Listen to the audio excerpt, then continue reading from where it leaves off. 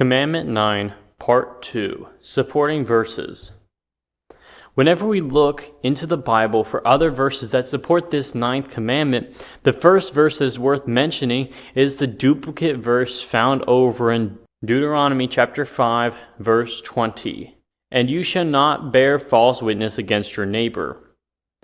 Through this verse, it is able to talk about and reference the same kind of things that we talked about before, just all found over here in a different book, chapter, and verse. Yet these aren't the only verses that we can find that talk about the same theme here.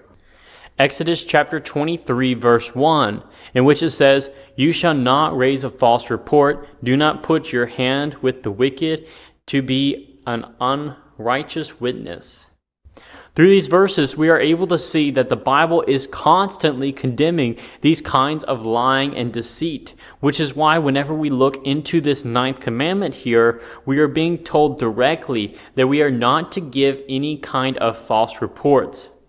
Then as this verse continues, it doesn't simply just stop there. It actually continues and warns about the complicity with injustice. We've already talked about how when someone provides a false witness testimony, it is something that would pervert justice and leads to the condemnation of the innocent or freedom from the guilty party. However, we are able to see in the last part of Exodus chapter 23, verse 1, it talks about how we aren't even supposed to be close and associating ourselves with those who are unrighteous witnesses and lying. Just by this end part of this verse here, we are able to see exactly how serious this matter here is supposed to be taken by not even being in association with those that commit this kind of sin. In Proverbs chapter 19, verse 5, it says, "A false witness shall not be unpunished, and a bearer of lies shall not escape." Just by being a false witness in something, it made it so that the punishment for lying in those cases could be as severe as the penalty for the crime itself would be. By doing so, these phrases are able to underscore the kind of divine justice that ensures that deceit and falsehoods are ultimately addressed, reflecting God's nature as the God of truth.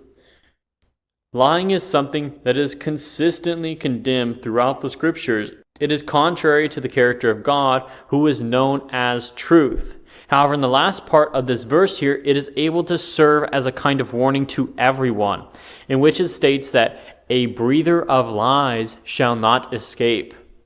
This phrase that is being used here is there to serve as a warning to all of those who would engage in deceitful speech, that they will have to face the consequences, whether that means that they have to face it here in this life or in the next. The point is still there, that they won't be able to escape from it.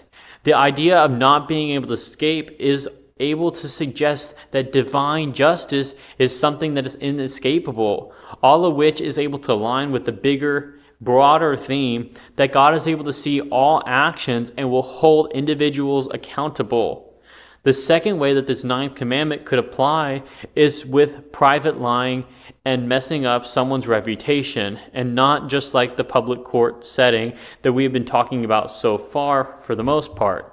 In Proverbs chapter 22, verse 1, it says, "A good name is rather to be chosen than great riches, and loving favor rather than silver or gold."